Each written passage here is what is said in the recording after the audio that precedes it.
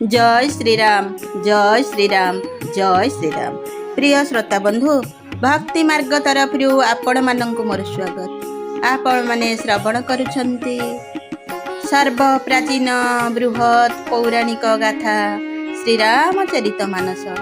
सही श्रीरामचरित मानस रे बालकांड रे आम्भे माने शेष पर्याय रे अवस्थित अछु।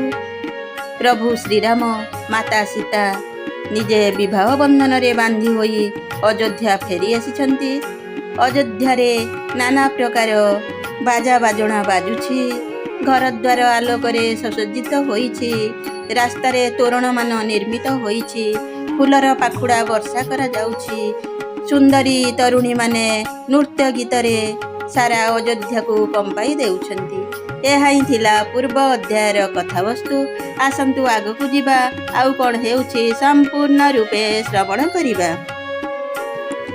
ଭୂପ ଭବନୁ ତେହି ଅବସର ସୋହା, ଚରଣା ଦେଖି ମଦନୁ ମନୁ ମୋହା, ମଙ୍ଗଳ ସଗୁନ ମନୋହରତାଇ,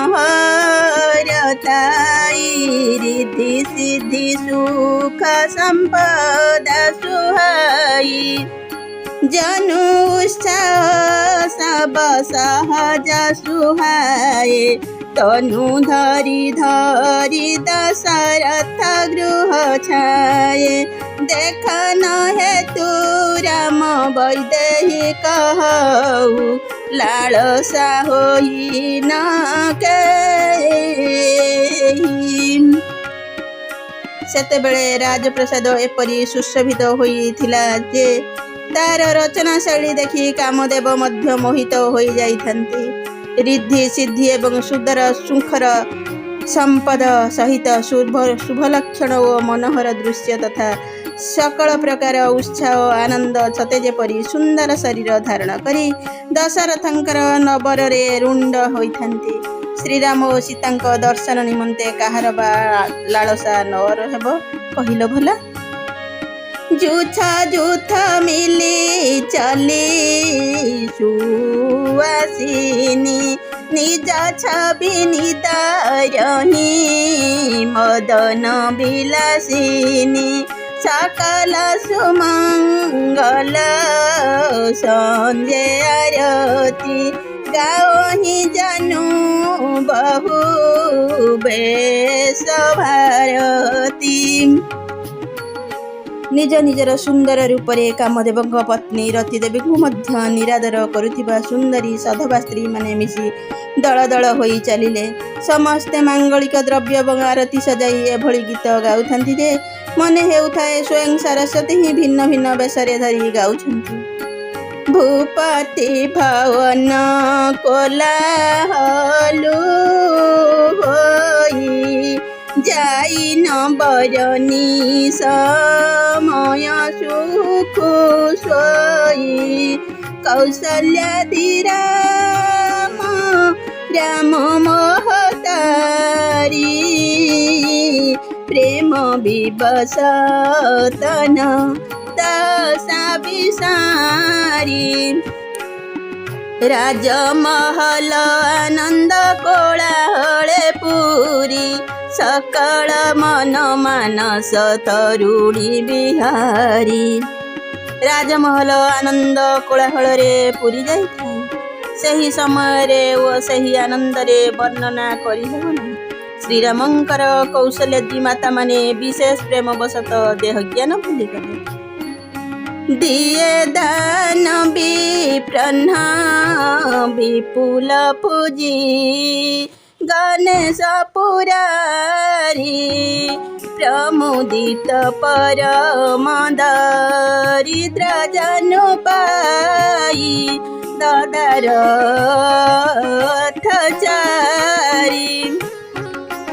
ସେମାନେ ଗଣେଶ ଓ ଶିବଙ୍କୁ ପୂଜା କରି ବ୍ରାହ୍ମଣ ମାନଙ୍କୁ ବହୁ ପରିମାଣରେ ଦାନ ଦେଲେ।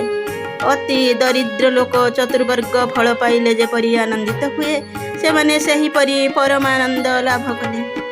ମୋଦ ପ୍ରମୋଦ ବିବଶ ସବ ମାତା, ଚଲହି ନରଚନ ଶିଥିଲ ଭୟେ ଗାତା, राम दरस सहित अति अनुरागी परिछन्नि साजु सजन सब लागी।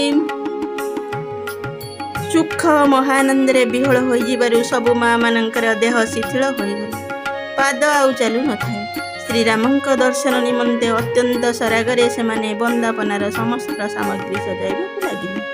विविध विधान बाजने बाजे मंगल मुदित सुमित्रा साजे हरद दुब दधि पलव फूल पान फगु फल मंगल मूला। नाना प्रकार वाद्य बाजु थाए। सुमित्रा आनंद पूर्वक मंगल थाली सजाइले। हलदी दुब दही पत्र फूल पान गुआ आदि समस्त प्रकार मुख्य मांगलिक द्रव्य।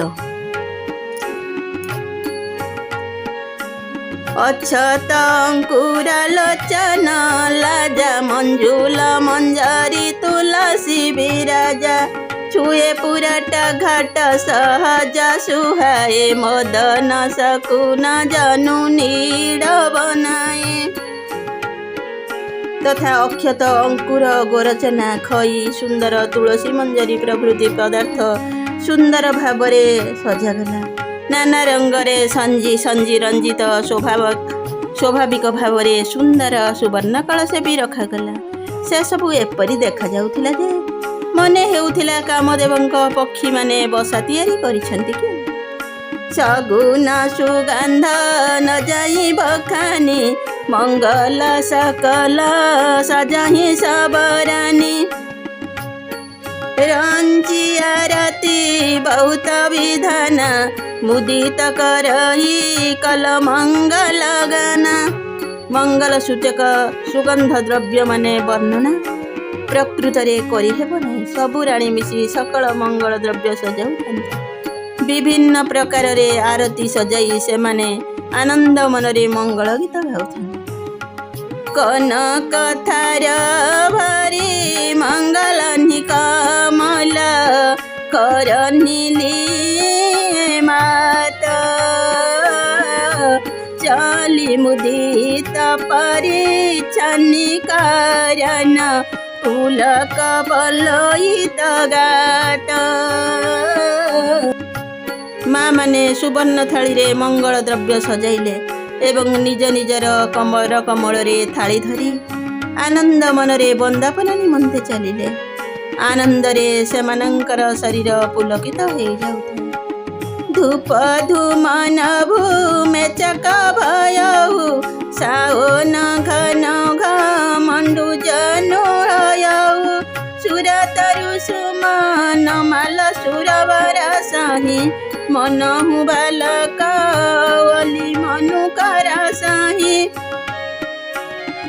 धूप धुआं रे आकाश एपरी कला होइगला जे श्रावण मेघ गर्जन करी करी घोटी आसिला परी लागिला। देवता माने कल्प वृक्ष फूलर माला वर्षा करथांती। जणा पड़ुथाए सते जेपरी दल दल बग उड़ी आसी मन को सेमानंक आड़कू आकृष्ट करुछन्ति। मंजुल मनी माया बंदनी वारे मनहु पाकरी पूजा पसवारे। प्रगट ही सुंदर ही अटाई पर भामिनी चारु चपल जानो दमकई दामिनी। सुंदर मणि रे निर्मित तोरण देखी मने हेउଥାଏ सते जेपरी इंद्रधनु पड़िछि। अट्टालिका उपरे सुंदरी ओ चपला स्त्री माने देखा जाउथांती पुणी लुचि जाउथांती जीवा आसिबा करुथांती। सेमानंकु देखिले लागुଥାଏ मझिरे मिझिरे बिजुली चमकुछि कि।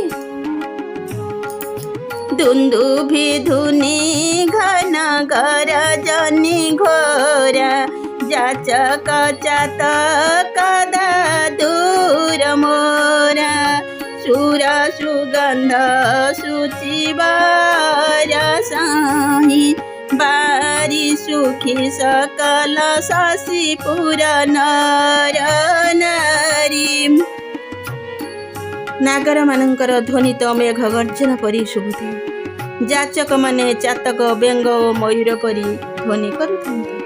ଦେବତା ମାନେ ପବିତ୍ର ସୁଗନ୍ଧ ରୂପୀ ଜଳ ବର୍ଷା କରୁଥାନ୍ତି। ତଦ୍ୱାରା ଶସ୍ୟ କ୍ଷେତ୍ର ରୂପୀ ସମସ୍ତେ ନରନାରୀ ସୁଖ ଅନୁଭବ କରୁଥାନ୍ତି। ସମଉ ଜାନି ଗୁର ଆୟ ସୁଦିନା ପୁର ପ୍ରବେଶୁ ରଘୁକୁଳ ମଣିକିହ୍ନା ସୁମରି ଶମ୍ଭୁ ଗିରିଜା ଘନ ରାଜା ମୁଦିତ ମହୀପତି ସହିତ ସମାଜ। ସମୟ ହେଲା ଜାଣି ଗୁରୁ ବଶିଷ୍ଠ ନଗରରେ ପ୍ରବେଶ କରିବାକୁ ଆଜ୍ଞା ଦେଲେ। ତେଣୁ ରଘୁକୁଳମଣି ମହାରାଜ ଦଶରଥ ଶିବ ପାର୍ବତୀ ଓ ଗଣେଶକୁ ସ୍ମରଣ କରି ସମସ୍ତଙ୍କ ସହିତ ମହାନନ୍ଦରେ ନଗରରେ ପ୍ରବେଶ କଲେ। ବନ୍ଧୁମାନେ, ଆଜି ପାଇଁ ଏତିକି। ପୁଣି ସାକ୍ଷାତ ହେବ ଆଗାମୀ ଅଧ୍ୟାୟରେ। ଭୀମ ଶ୍ୟାପିରଣୁ ଭାଙ୍ଗ ମୁନିରାପି ମତି ଭ୍ରମ ଯଦି ସୁଧମ ସୁଧବା ମମ ଦୋଷ ନ ବିଦ୍ୟତେ ମମ ଦୋଷ ନ ବିଦ୍ୟତେ ମମ ଦୋଷ ନ ବିଦ୍ୟତେ ମମ ଦୋଷ ନ